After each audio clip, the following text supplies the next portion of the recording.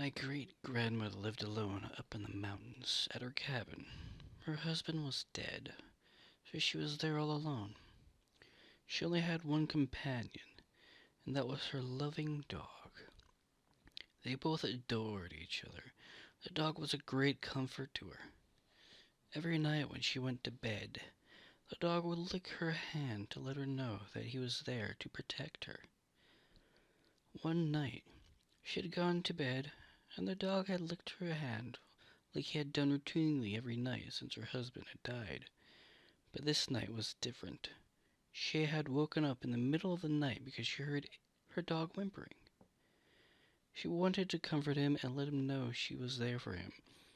So she stuck her hand out by the bed, and she felt the dog gently lick her hand like always. She figured he was just cold, so she went back to sleep. The dog's whimpering had woken her up a second time in the night, so she stuck her hand out.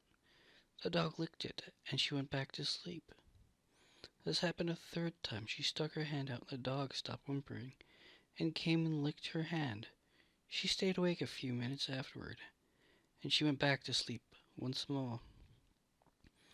In the morning she woke up and stuck her hand out by the bed, but nothing licked her hand. She thought that the dog had already woken and was just in the front room. She rolled over and got out of bed and heard a drip, drip, drip, drip. She thought the sound was coming from the kitchen, so she walked over and turned the handles for the faucet, but it wasn't the source of the noise.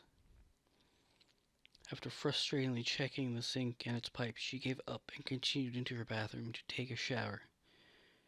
As she got closer to the bathroom door, it was evident that the sound was coming from within. She opened the door, looked above the bathtub, and gasped in utter horror.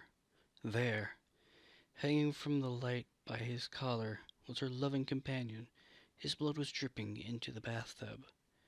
She screamed and began to cry, wiping her eyes and sobbing. She turned and looked into the mirror.